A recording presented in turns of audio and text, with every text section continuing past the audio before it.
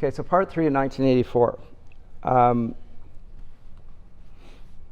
want to connect it to some degree to the themes of the whole course and the consequences of totalitarian government and the development of a totalitarian approach to humanity that arises in the human sciences in the 18th century, which I've already traced through various texts from Swift's Modest Proposal onward. And what I've tried to depict is a growing commitment to efficiency and to some degree the reduction of people to numbers, and our growing belief that committing ourselves to ruling by numbers and treating people in numbers is the way of doing the greatest possible good for the greatest number of people. It's called utilitarianism. And what it means effectively is that the individual loses all significance, because in the great scheme of things, if you can help 1,000 people, but one person has to die, that's a good trade-off. And you'll see all sorts of this scenario played out in all sorts of literary forms, in TV shows and so forth. It's presented as a dilemma, like a Sophie's Choice, if you've ever seen that movie. You got to choose between two of your kids, which of the kids going to die. It's like a terrible choice. Usually it will be presented a little less difficultly. It will be more, you can say this many people, but this person is going to have to pay for it. And it's not you. If you sacrifice yourself, you might, but you're going to have to sacrifice somebody else, and they will not necessarily be willing for it. And is it worth it? Yes, because look at how many. So the appeal to number. That sort of reduction of human nature and the significance of human nature is the result of the loss of human personhood. I traced that already on the course, and it's a big theological theme, and a humanistic theme in many ways, because in the ancient world an individual really does matter, and even more so come the Christian era, because in the Christian era we think that every single person, male, female, slave, free, young, old, is an individual that bears the image and likeness of God. So they have value. I talked about that last time. But we can see that come the Enlightenment, there is a increasing commitment to an efficiency that will come at the expense of the dignity and worth of the individual. And in some ways we can see it playing out most strongly here in Orwell's 1984 in part 3, where our hero, Winston Smith, finds himself in the ministry of love. And as I said last time, the ministry of love, like everything in 1984, has inverted the meaning of words, and words now mean what the party says they mean. And this is one of the most important aspects of 1984, is its attitude towards language and the way language determines reality and who controls language. This is a big, big theme in 1984, and it's a big theme in our day as well. And at stake here, and it's not said here in the novel per se, but it's there in the background, and I'm going to bring it out here. Orwell writes a book, by the way, called The Politics of the English Language. It's very well worth reading. I recommend it to you. I didn't assign it on the course, but The Politics of the English Language, George Orwell. He talks about how, and it's borne out in contemporary literary theories very strongly, because the view of the academy, the most popular view, is that value is a transitive thing, by which I mean language changes, language evolves, and what one generation calls valuable, the next generation may say, no, it's not valuable anymore. and it may say that something different is valuable. And that was the issue at stake in C.S. Lewis's The Abolition of Man. Did I have that? There I did, last time. And I talked about this with you last time, right, as well, I believe. And if not, and I recommended this book to you, and I strongly recommend to you that book. So in the summer, if you want some summer reading, read The Abolition of Man. Everybody's going to read it that goes through Tyndale. If I have anything to say about it, you will, well, I do have something to say about it. You will read it, because it'll take it in some form in one or many classes here, because it's significant. What is going on in here is what the students are told, which is their words appear to be saying something important, when in reality we are only saying something about our own feelings. And Lewis emphasized the importance of the word only to a high school student. We're only saying something about our own feelings when you use a term. So a term of disgust, or a term of approval, or a term of, in this case, the waterfall is sublime, and the other person says it's beautiful, and this is just, is it not just beauty is in the eye of the beholder? And the answer is no, it's not. Because predications of value, Lewis is going to argue, and I am going to argue, and the whole Western tradition argues, are actually objective and real. They're not subjective, and they are not transitory, and they don't change with time. So what's good and true and beautiful and just has always been good and true and beautiful and just, and has been seen to be good, true, beautiful, and just throughout ages. And Lewis will go on in chapter 2 to demonstrate that. He calls it the Tao, and he compares different scriptures from different religions and its basic core commitments, and say, you know what, for all the differences, they're very, very similar here. And so there is something called, what he's going to then build on in mere Christianity, the moral law. There is a sense of a common human experience of right and wrong, which we appeal to in the playground when somebody does something that we think is wrong, and we say, that's unfair, to the child that takes our toy, or punches us, or doesn't play by the rules, and the other child says immediately, that's not fair, and knows that the other kid knows what he means when he says that. He knows the other kid knows, because everybody knows what fairness is. And this is why you say that's not fair.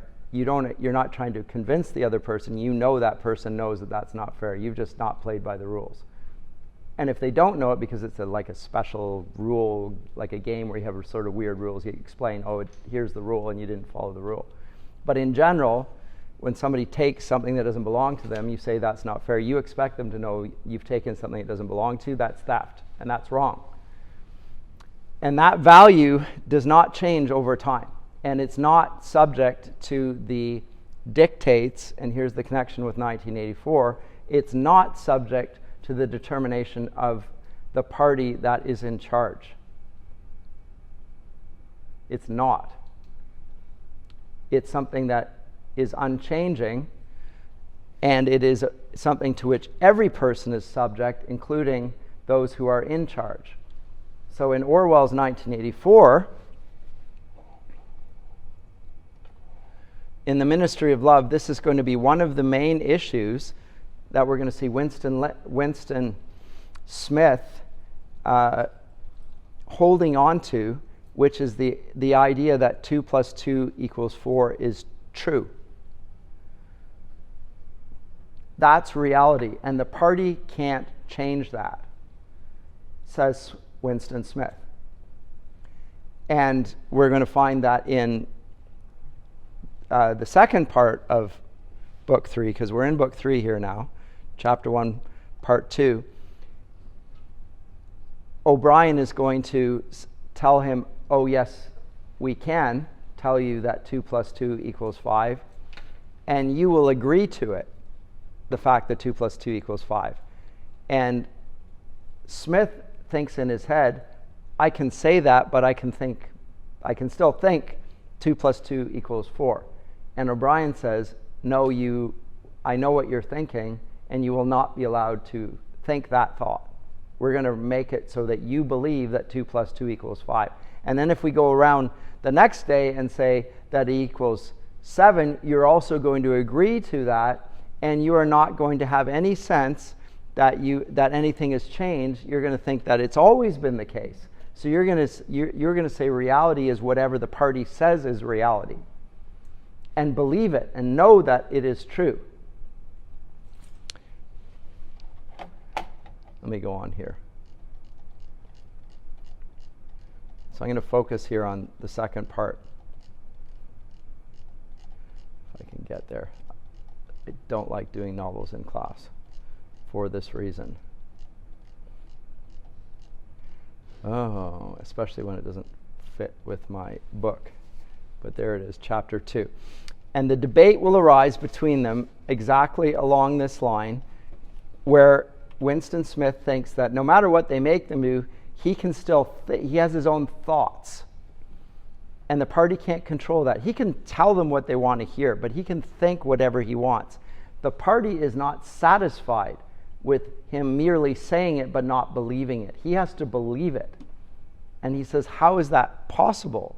I can't make mathematics change. I can't change the laws of logic.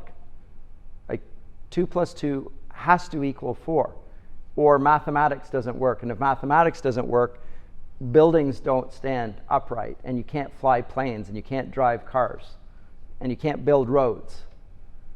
You can't do anything if mathematics is not true.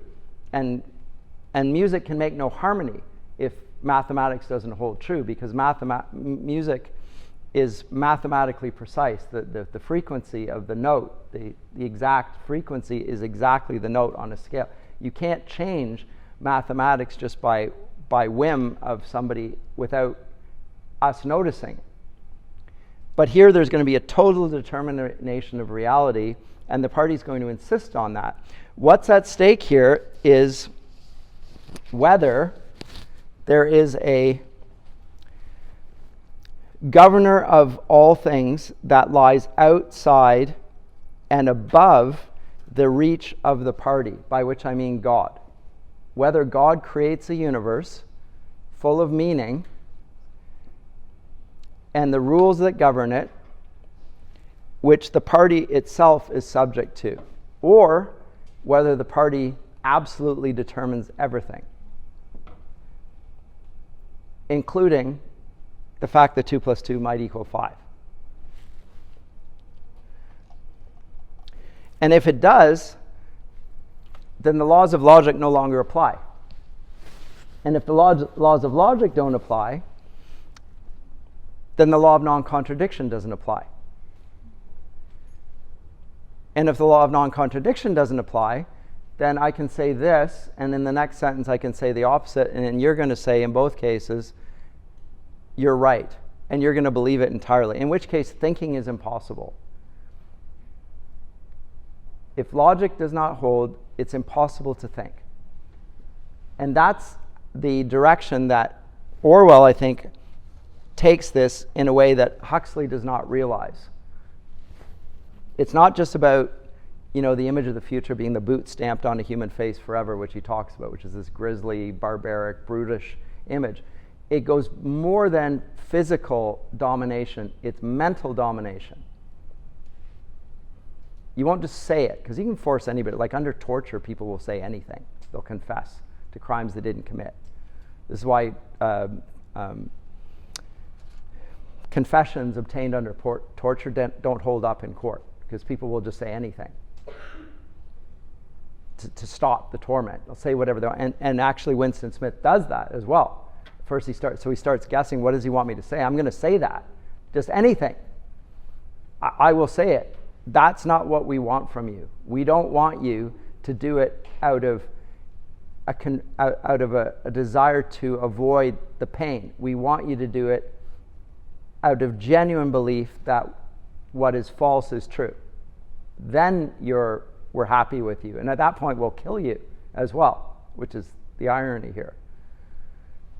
There is no escape for him. He's in prison, but the real prison is what they're doing to him with his mind. So in the sense that we began with the course with Milton's Satan, as in this course, not last semester, but this semester. And remember, when Milton's Satan was cast down into hell, the beginning of book 1, he said, the mind is its own place and can make of itself a heaven of hell, a hell of heaven. And he says, what matter where I be if I be free? And he says it's better to reign in hell than serve in heaven. But he's free. He's not going to be determined in any of his ways down here, and the mind is its own place. Now, we see in Paradise Lost that that's not even true of Milton's Satan. He's delusional. He's serving God's purposes even while in hell, and when he leaves hell and ends up on earth, he's in torment because he carries hell within him, and he can't leave hell. Even when he leaves hell he carries around with him because he's in torment, because to be in hell is to be cut off from God. And he's cut himself off from God. So he's, whatever heaven means, it is a place, but also it's a relationship with God. And to turn your back on God in a way that you can't change is to be in hell. It's not just a location. It's a relational posture. Here, the relational posture, there is no heaven and hell in 1984.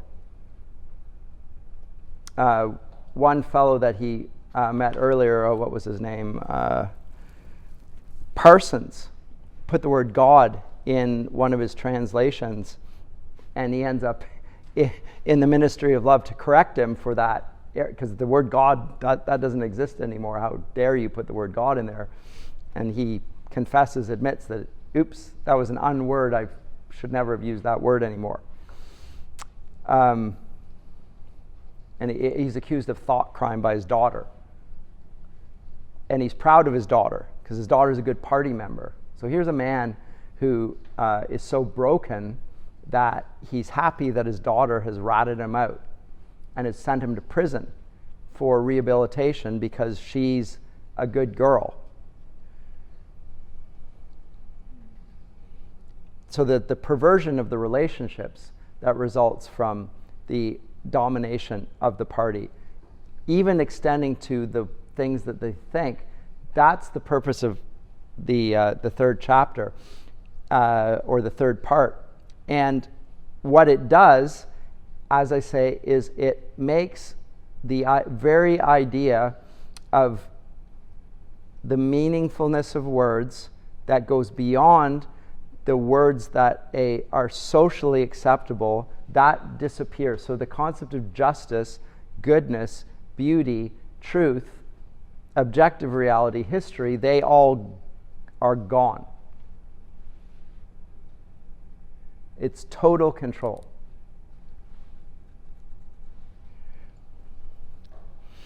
It's pushing in the form of conditioning, not biologically now, but more ideologically. It's pure propaganda, but propaganda where there is nothing but propaganda. And propaganda is now called the truth. That scenario that Orwell presents to us in 1984, I think we can see is characteristic of communist regimes.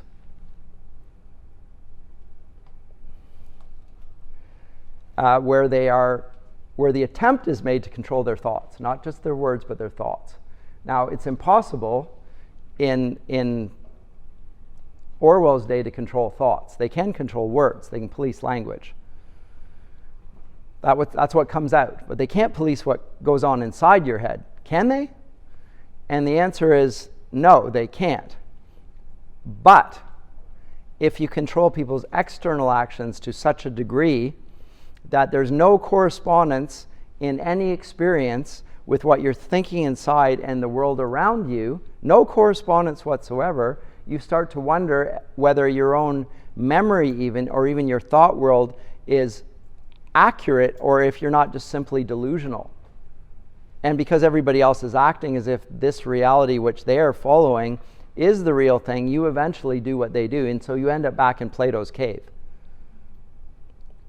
which we talked about last semester. I talked about the philosopher releasing people from the chains of the cave and the conventions, the idols of the tribe, etc., which said that the shadow theater that's on the wall, that's the reality, and they all say, oh yes, that's the reality because we've been looking at that all the time.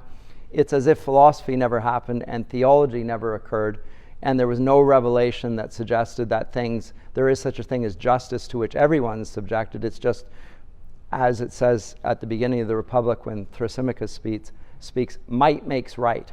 So justice is whatever Big Brother says, that's justice. And there is no thing other than that. You had a comment or a question? Yeah, is there any significance to the guy's name being Parsons? And him mentioning God and that being the thing that gets him? Maybe, yeah, I mean, it's certainly ironic. But more than that, I don't know. Because he's a bumbling oaf from the beginning. Yeah, that's true. So I don't know beyond that. There doesn't seem to be great. I mean, it doesn't seem like he's a Christian, for example. Right. So I was just wondering if Orwell's maybe making a side comment to maybe humanity being duped or the church being quieted and. Well, there's no doubt that the institutional pressure that comes, and now I will talk about our days, that comes on institutions to produce statements in conformity with the world's views is very common, and so you get churches saying remarkably similar things about similar world events around them, remarkably similar, as if somebody had delivered the lines for them to publish, here's the, Tyndale says it grieves or it's sorry or whatever about this, and it'll be the same statement from another institution anywhere around the world, and it sounds exactly the same. How does that happen? I mean, were they given the lines, or did they know what they're supposed to say and just say it? Those sorts of pressures come. In part because of a lack of own conviction and an inability to engage with the culture around them, lacking the language, and maybe lacking courage, moral courage. But more than anything, there's a pressure. And it can come under under the guise of professionalism or being compassionate or being, making the right signal. So, but you see that happens all around you. Corporations do it, governments do it, churches do it, schools do it, and they say pretty much the same thing. And you wonder, are there any individuals in these institutions that are going to write something slightly different, or are they all going to say the same? And they all say the same thing. So this is why I say that 1984 seems to be, although it is a futuristic dystopian novel, seems to be talking about the way social conformity becomes more of a product of our age, and there isn't really. Last time I talked about the ballast at the bottom of the keel holding the church upright. The ballast has sort of dropped out, and the wind just blows institutions in the same direction. And if they blow them in the same direction, the individuals are going to feel a lot like this man, Winston Smith, and say, I'll change the narrative here. Adolf Eichmann in Eichmann in Jerusalem. Have you ever heard of him? Anyone heard of Adolf Eichmann?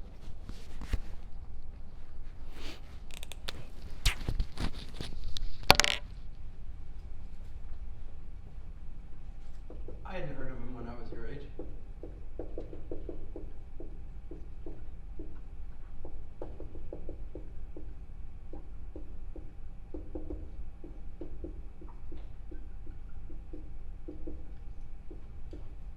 And then I studied European history, and my professor at the time, Robert Galately, was a Nazi Germany specialist, and he said, this would be an interesting topic for you. Why don't you read Hannah Arendt's book, Eichmann in Jerusalem, A Report on the Banality of Evil. I was like, okay. So I read it. Adolf Eichmann was the bureaucrat in charge of the deportation of the Jews from Western Europe to the gas chambers. 6 million Jews, thereabouts, killed in gas chambers in Eastern Europe. So after World War II ends, he goes missing. He's AWOL, and he's caught in Buenos Aires, Argentina. They go get him. The Mossad goes and gets him, and they bring him back to Jerusalem. They put him on trial for crimes against humanity. And they say, and they try and make the case that Eichmann is a monster, which he obviously must be, because after all, he sent 6 million individuals to the gas chambers. And Hannah Arendt, who's Jewish and fled Nazi Germany herself, reports on it for the New York Post and writes this book. And what she says is that in the box, and you can see Eichmann, and actually a film has been made of this since then. He's in a bulletproof glass container, giving his testimony on this.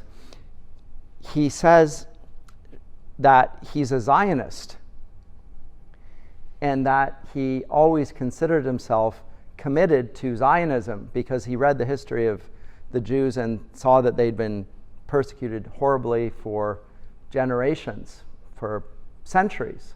And he was committed that the way to solve the Jewish problem was to create a Zionist state. He was thoroughly committed to that. And so this is a shock, first of all. And when he first started in his position as a bureaucrat, when they were rounding up Jews and putting them into ghettos and so forth, he thought, we're identifying, and now we're going to send them to a Zionist state, and the Zionist state will be somewhere, Madagascar. You've played Risk. The island off the southeast of Africa. It'll be Madagascar. And then the Allies come up through Italy in 1943, cut that off as a possibility, and they move on. And we end up with the final solution eventually. And he said, and he's asked, well, why did you go along with this? And he said, well, because it was an order from Hitler, a Hitlerbefehl. And in Germany, the law of the land was that what the Führer said was the law. So I was following the law. And if I didn't do it, we'd be breaking the law. But he said, also, I looked around to the people who were my superiors, the aristocrats, the priests, and nobody said anything. He said, if they didn't object, who am I, a little man, to object? They must know better. So nobody says anything. So the conformity of the culture, the fact that nobody speaks out, the fact that nobody contradicts the narrative and is going all in the same direction makes everyone feel like it's an irresistible pressure that can't be broken. And so then they start to think that what is unimaginable to send people who he wants to save to their deaths is an inescapable position. That was her. Now, Hannah Arendt believed what he said, for which she was much attacked in the United States at the time, as an apologist for evil and so forth. But she said it's a report on the banality of evil. She said that everybody under certain conditions is capable of these actions. And in a bureaucratic state, there's a pressure of conformity and efficiency that gets individuals to act against their conscience even, because they are convinced that their conscience is irrelevant. It's not a real thing.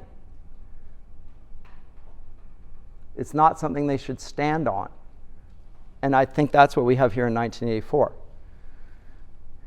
We don't have any heroes here. Winston Smith is not wanting to create a revolution. He just wants to think and live his own life.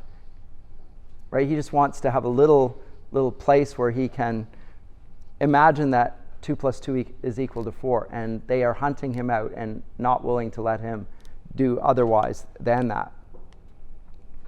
So when we find him in chapter 2, and Winston's lying in his bed, O'Brien whispers in his ear that he's been watching him for 7 years, which is rather disconcerting. And there's a torture device attached to him, and and Winston wonders why the party's bothering. Why are you torturing me?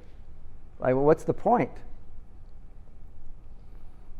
And O'Brien, because he's like, I'm insignificant, what's the point in doing this? And O'Brien is adamant that he's worth the trouble, which is a strange statement in a way. And it might give you pause to reflect. Why would an individual's thoughts be a threat to a totalitarian state? Like his thoughts. Why would that not be acceptable to allow somebody to think? Because they're committed to efficiency. It's the same thing we saw in Heart of Darkness. It's an absolute commitment. And in that, it's because I think the modern state has pretensions to divinity. And to allow somebody to think otherwise would be to allow them to not control and determine all reality. And they must do that if they are committed to the idea that they are the measure of all things. If the state is going to do that. So they must eradicate all opposition in every form. So O'Brien in this part brings up a photo that Winston had years ago that he thought could prove the falseness of the party, but then explains that the photo does not exist, even though Winston protests to him. And then O'Brien holds up 4 fingers, asks him, and says, I want you to admit that there are 5 fingers there. I want you to admit it. And Winston says, I can't do that. I see 4 fingers. And so then he tortures him. Because remember in Smith's diary, he says, as long as he believes that 2 + 2 make 4, he's in control of himself and his own humanity. And so O'Brien says, no, you are going to admit that you see 5 fingers in front of you right now. And every time he responds, but I see 4, shock, torture. Now this, in terms of psychology, this is called conditioning, right? It's behavioral.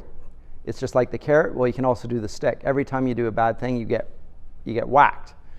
And the effect of the torture is going to push you to want to avoid the torture. This is why torture does not extract true confessions, because people will say anything to avoid the torture. So that's easy enough. You can get people to lie. Oh yes, 2 + 2 = 5. That's easy. And he gets there very quickly. I'll tell you anything you want. It can be 5, it can be 10, it can be a pink elephant. I don't care. Just stop. 2 + 2 = pink elephant. He doesn't say that, but I will say anything.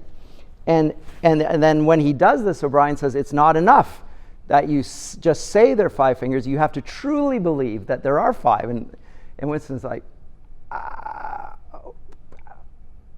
how is that possible? Why don't you just kill me? And O'Brien says, because the party is not willing to have martyrs. We can't just kill you. Remember, what is a martyr? Someone who dies for a cause. Yes, but it means more than that. Someone prove their cause? What does the Greek word mean? Maybe that's the question. Yes. Witness. Yes, or a sign. The martyrs are signs, and they testify to something. It is a witness, but it's a sign. It points to something else. So you're dying, but the death of the person signifies that they don't agree. And their lives, their deaths still say what their lives won't say. So they're killed for refusing to confess that Caesar is Lord, for instance, and they're called martyrs. They're martyrs to the truth. The party here won't allow for martyrs, because the allowing for martyrs would allow for a reality to exist outside of the party's determination. They can't have that. They're committed to total efficiency. They're not going to allow. It's not going to be like in the days of yore, where Christian martyrs were killed, because the seed of the church is built on the blood of the martyrs. We don't want that. We need total determination. No one can be believed, no one can be allowed to be killed if they believe anything that the party doesn't hold to be true. You have to totally believe it, and then we'll kill you. Because then you're a sign of nothing. You signify nothing. So O'Brien explains that he's going to be squeezed hollow in the ministry of love, and then when there's nothing left of him, he will be filled with love for the party, and that's what happens. He goes from somebody who wants to avoid the propaganda to the point where he actually is emptied of everything of himself, and he's filled with love for the party. Now, this is called brainwashing. You end up, psychologists will call it Stockholm syndrome, where you love your jailer and you're convinced that the person that's torturing is actually loves you more than whoever else. That sort of relationship is stuff. But the purpose of this is, again, total conditioning. Yes? But given, we're talking about totalitarianism, but then as you speak, just drawing the contrast with utilitarianism, there seems to be no difference based on the outcomes. Because at the beginning, they both start with the premise that the individual is insignificant. Correct. We end up the same place, but just Correct. different means. Correct. So utilitarian is the philosophy of pragmatism. It's not based on truth, it's based on effectiveness and efficiency. Utilitarian is a terrible philosophy. It's by the way, the North American philosophy, the favored North American philosophy. Like whatever works. It's not what's true. It's not what's just, it's not what's right, it's whatever's effective, whatever gets it done, whatever you have to do. And that will include sacrificing principle. And in terms of marketing, well, be selling the most products, so we do that. And you saw it played out in Heart of Darkness, that the horrible figure of Kurtz is admired for his efficiency, and his efficiency means that he gets the most ivory. And how does he do it? However he can. And he has no moral scruples. And that makes him a great businessman. And Marlowe admires him for his efficiency in delivering ivory. Here's a man for whom the Tao does not hold the way. He's a man without a chest. And so is there a difference between utilitarian philosophies, where it's just pragmatic, and here? Yes, there's a matter of degree. But it's effectively the same thing. Pragmatism is unprincipled. And ultimately, unprincipled pragmatism will be worse and worse and worse. And this is why I focus on this novel 1984 and the significance of 1984, because you're brought up in a very pragmatic world in which there are no principles and nobody stands for any principles. Or when they do, it's so striking and refreshing that people talk about it all the time. I won't do it, like Jordan Peterson with the pronouns thing. Gets instant fame. And it was a pretty lame objection. It wasn't even a strong stance, like it's wrong. It's just that I'm not going to say something that I don't hold to be true. That was the Winston Smith response. I don't believe that 2 + 2 = 5, so I can't say it.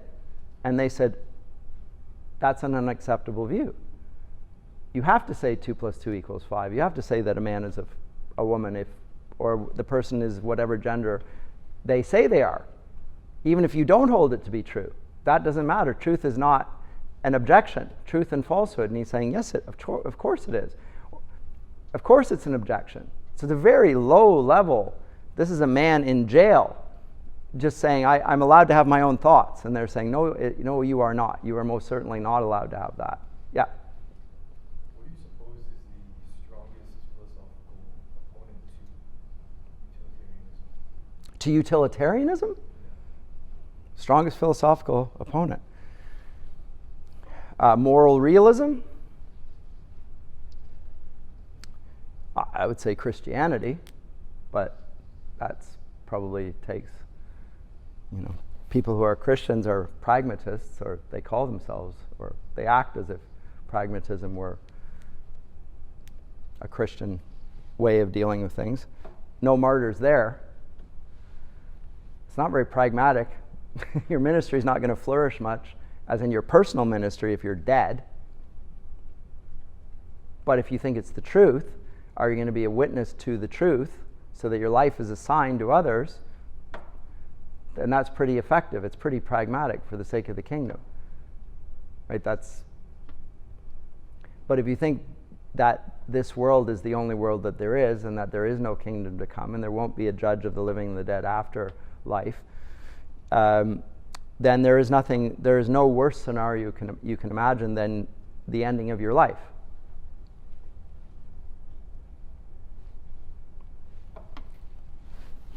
But moral realism, the sort of thing Lewis talks about in The Abolition of Man, that will be just purely philosophically, something like that. But this is downstream from pragmatism. I agree with you. It's of degree, it's not of kind. Pragmatism is a compromise to the pressures. Well, what can I get away with? What's going to work in this situation? What is going to allow me to keep going? And that's a compromise. Remember, Eichmann is a pragmatist at the end of the day. He said, well, I didn't have any choice. Yes, I believe this, and I ended up doing that, but, am I supposed to act like my conscience should rule over it when people who are my moral superiors ignore theirs? And when the law of the land says that I need to do this, and at the end of the day, I'm just following orders.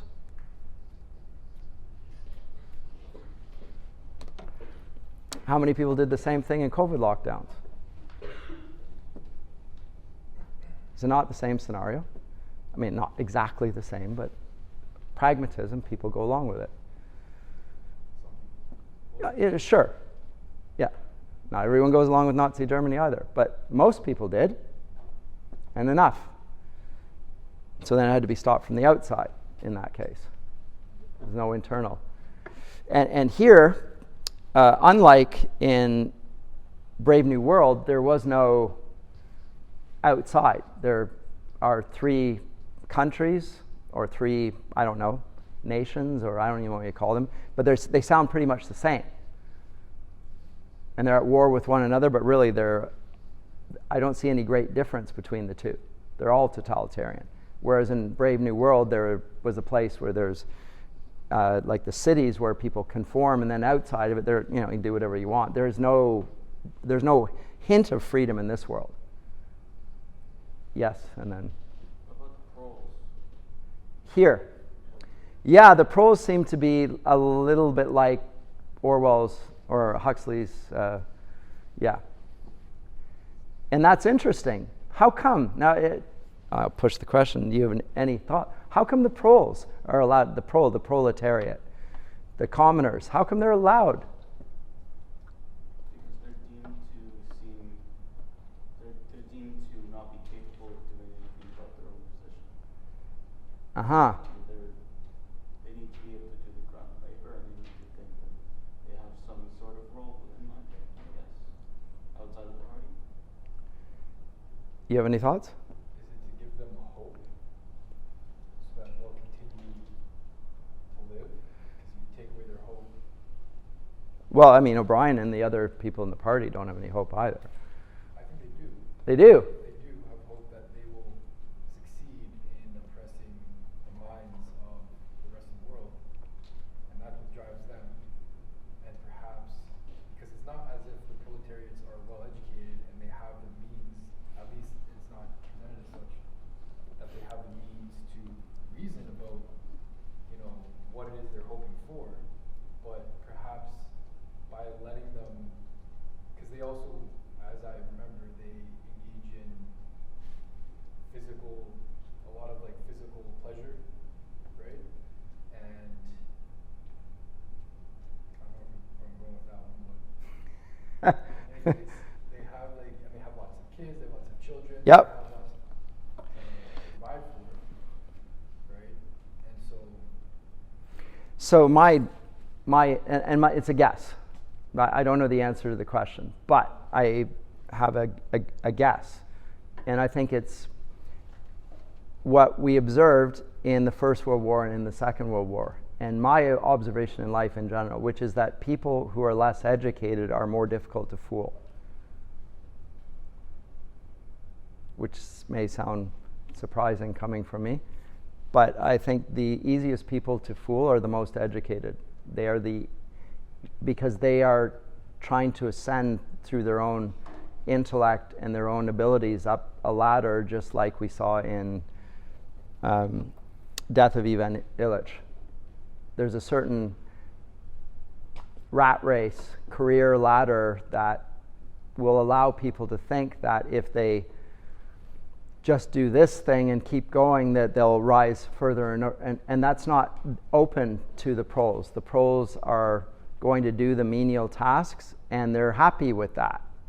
And they're not going to actually believe what they're told they have to believe, because there's no inducement. There's no climbing for them. If you're at the bottom and you can't escape the bottom, then you're happy with it. And when Marx says, we're going to let you inherit the earth, and in the Western world, the common man, the working class says, I don't want that. I'm happy with what I have. I'm happy with my family, and I'm happy with my religion.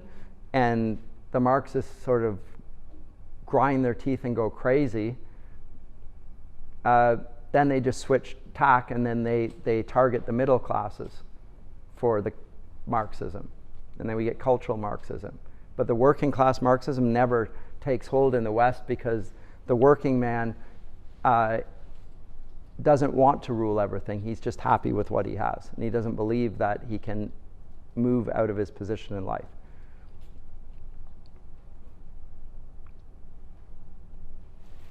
That's how Lewis and Tolkien portray them in their novels as well.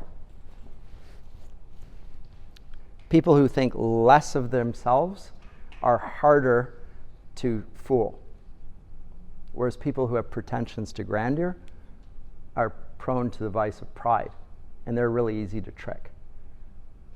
You can just lure them. Yes? both Huxley and Orwell are writing from the perspective of the upper echelons of They are, yep, Eton College. Are there They're talking about how easy it is to dupe the intellectuals. Super easy. Are there any Because they've observed it. or any literature that's written from the perspective of the proletariat class? Not In the same genre? not in this genre. Well, I mean, not exactly, like solely looking at that. But Lewis and Tolkien will, I think, present working class heroes, if you will. Bilbo and Frodo, and Samwise Gamgee, and then the sci-fi novels, common children. The heroes are not aristocrats. They're not adults. They're unlikely individuals, and really not important, and by the world's standards, not wise, not virtuous, not strong, none of those things. Very common vantage point. And in both cases,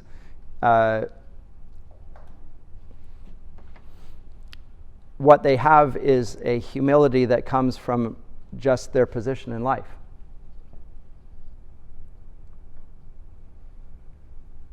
When you get to be an adult, you think, especially if you're smart, and especially if you've got fancy degrees, and especially if you've got wealth, and especially if you have access to power and whatever, you think that that's going to get you wherever you want, and that you're above the controls that you would have faced when you were of lesser significance.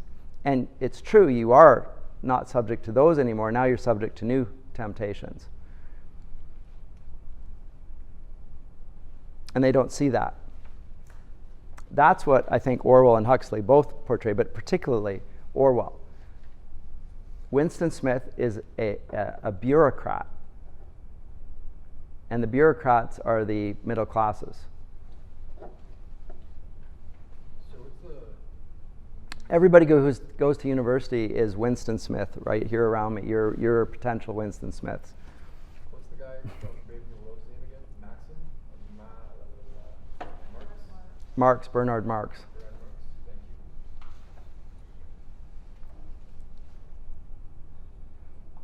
Dr. Massey, Yes. does it seem a paradox that the fools are both not educated, they're also not fools, but the government also doesn't spend any money or time Trying to do what's impossible? yeah. Because I keep thinking of things like the French Revolution or even like the revolution in the 1830s in France, where the lower classes eventually rise up because they have an ideal. But I guess the fools don't even have someone to follow, do they? They follow their own desires. They follow, like they have a very repetitive daily routine. They labor with their bodies. They bring home the reward for that, whether it's salary or whatever, and they have their family. It's a very low level in terms of its inducements, but the rewards are immediate as well. They're not delayed. And they have no, in a way, they don't restrain themselves either. They're not interested in birth control. They're not interested in waiting for marriage or whatever. They're just acting in a sense in a way that is less refined, but in another sense, they're closer to life and the limitations that come with life. Natural limitations. Once you have children, you are no longer in charge of your own life. If you're going to be a responsible parent, at any rate, you have somebody else who is desperately needing your care, and if you don't give them the care, then they're going to die, or at least do very poorly. So you're going to have to sacrifice yourself at that point. Well, that's part of the circle of life. But if you don't have children, you're liberated from that. And in a sense, you are liberated. You're still in control of your life. Okay, but who is your master then?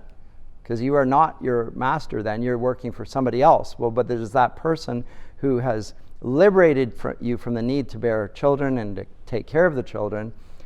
Is there another set of chains there in that circumstance? And Orwell is saying most certainly there is. So pick your poison. And the one, again, that person who can't be induced or encouraged to believe they can do better and escape this nightmare situation, because at this point they're all terrorized. So it's the middle classes that are terrorized. The working, the proles, they just sort of leave them alone because it's just not working with them. But it will work with the bureaucrats. It will work with the Adolf Eichmanns of the world. So this is a good book, by the way, Christopher Lasch, The Revolt of the Elites and the Betrayal of Democracy. Another book I encourage you to read. So Yes. another guy talks about how when a society reaches a certain level of advancement, that there's not enough positions in the upper levels of administration anymore, so that the children of the elites who don't have a position for them waiting, and therefore no real incentive to continue in the way of their parents and the system, that they'll then turn and lead a revolt because it'll give them a position of power. And then that's why that when they get the power, they just flip it again because they didn't really care about the cause, they just cared about the end. It was just to get in the position. Yeah. Is this guy? And there's more to it than that. But, I mean, that's the betrayal of the elites is that they deny the Tao. They deny that the moral law applies to them. They think that it comes from by virtue of the fact that they are the elites. I'm here because I'm a member of this family, and I have a wealthy family, and I come from this neighborhood, and I have this car, and so the elites see themselves as a distinctive from the rest of humanity, and the rules don't apply. They apply downwards but never upwards.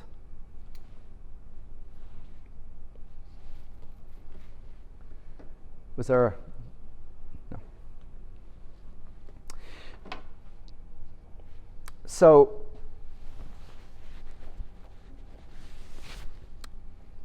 O'Brien in chapter 3 explains to Winston that he is going to be reintegrated into society, but there are 3 stages he's going to have to go through. He's going to have to learn what the party wants him to learn. He's going to have to understand it, and he's going to have to accept it. And at the end of it all, then he'll kill him. There's no escape from it. And then once you're, well-meaning, then we will shoot you. And think, well, in which case, what's in it for the party? Again, it's a strange, why does Orwell portray it this way? Why doesn't he say, if they want people to think exactly the way they want them to think, then why would they go through all the trouble, individual attention from O'Brien's with this one individual to make him, and it's going to take months of torture, different types of conditioning, and get him to then love the party, and then you will kill him. Why would you go through this process? That's what I asked. It's a strange dynamic. Why not put him back out there so that he is exactly the way you want? Yeah. Did they not put him back out there? Yes. Maybe he's telling him that they're going to kill him at the end of it, just that he has no hope, and anything he does really doesn't affect anything. That when his mind's broken and he goes out already, he affects all the masses. Well, it could be, but it's also, we're going to kill you no matter what happens, so we're going to watch how you behave, and we may kill you, we may not, and it doesn't matter. It's totally arbitrary. But the point is that it's arbitrary. There's no relation between consequence and action. It's just, we're going to do this. And it's to reflect our total control over your life. And it's a sign. He'll be a martyr. He'll be a martyr now to the party's truth. That's the point. They need signs for themselves that reality is what they say it is. And they enforce that everywhere. And this is what I say, this is about the modern totalitarian state. It also wants signs of the kingdom that they rule over, and the signs are absolute conformity to it. Whereas the kingdom of God is not like that. It contradicts the ways of the world. The world will reject it. The world will see it as foolishness. Christians will continue to see this as the way of wisdom. The way of the cross is not foolishness. It's the way of truth. It's the way that God himself died, and the way that he rose again and lived, and the means by which we live. And it's a sign, if we're going to die for that cause, for the sake of the truth, that's a sign. And here also it will be a sign. So it's actually a theological commitment on the party's part to do this. Yes?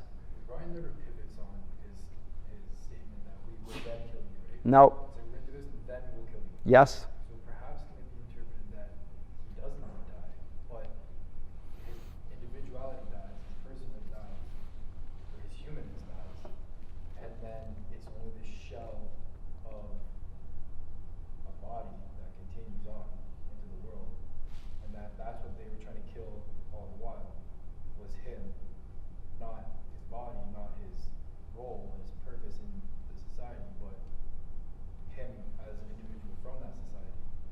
And then they do indeed succeed in it, both him and... Well, in chapter 3 of book 3, they go back to Smith's diary. And O'Brien asks Winston why he wanted to know how the party functions and why the party functions, because he just wanted to know, why does the party demand this? It's not just how they do, but why do they do this? It doesn't make any sense to me. And it's a really important exchange. And O'Brien tells Winston that actually he helped write the Goldstein book. He helped write it, and Winston then questions him about it, and O'Brien tells him that the overthrow of the party is not possible. It's not possible, and that the rule of the party is forever, and he says, you must never forget that fact. It's not possible. And when O'Brien turns on Winston and says, okay, you wanted to know why, I'm going to turn it back on you. Why do you think that the party wants to rule? And Winston tells O'Brien what he thinks he wants to hear, which is that the party rules for the good of all people. Because everybody wants to be told that they're good, right? And the party might be delusional, but you must mean well. And O'Brien answers and actually screams at him and says, that is wrong. We only do it for our own sake. The party rules for its own sake, to keep power and to hold it forever. That's the reason. There's no sugarcoating it. There's no hypocrisy. It's not a means to an end. And the end is something good. They do it in order to have power and control. And there is no other reason. Now, usually when people, going back to your issue about pragmatism, they do it for the sake of the greater good, but that's a pragmatic end. Here, they don't even appeal to good at all. They appeal to it for power for the sake of power. So it's an absolute devotion to power for the sake of power without any principle, without any good end other than power, which is basically what we would call evil. Evil without any good intended. And normally the tyrant will want some good, some perceived good. That will drive the tyrant. He thinks, well, I'll have a better life. I'll be able to keep my power and pass it on to my generation's future. There'll be some perceived good in the actions. Here it's just that the power will rule. The party will rule. And so O'Brien is appearing at this point to be reading Winston's mind. And when Winston thinks about O'Brien's old face and why it should look that way if he holds so much power, and O'Brien scoffs and says that the individual is not important, only the collective matters, and the party controls language and thought, and therefore controls everything, Winston says the party can't control the stars, and O'Brien brings up doublethink and says that the party can say that the stars are near and far as it pleases. And no one can contradict the party if it says that the earth is at the center of the universe and the stars are unimportant. And what is the ultimate goal of all this? No laughter, no literature, no art, no science, nothing that will compete with the party. That's it. It must have preeminence in all things. Now, if you want to think about this in a passage that will correspond scripturally, you can look at Colossians 1. Because this is exactly how I see it. It's not there in Orwell's mind, but it is there in the preeminence of Christ, the preeminence of the party, if you will. Oh, forget that.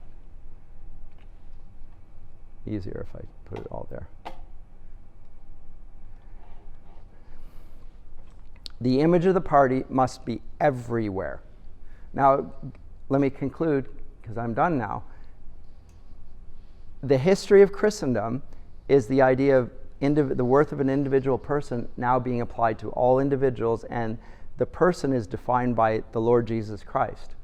And he is preeminent. He is the image of the invisible God. We're made in the image, but he is the image. It's not in. He is that, and we're made in his image. And he has preeminence over all things. In a world in which personhood does not matter, that image has to be erased, effaced, and the boot of the party on the face forever. That's the image of it. And it's so that the state has preeminence in all things. That's where Orwell points us in the end, and it is a quasi-theological vision, even though it doesn't cite theology. But that is its total range. It's going to control ultimate reality, down to the inside of a person, what they think, and their external gestures, total control. I just want you to, it's a disturbing thought, and it's an unfortunate one to conclude the whole course on, but reflect on it. And we'll have a few years now to consider the future implications, but thank you for your attention. That's the end of the course.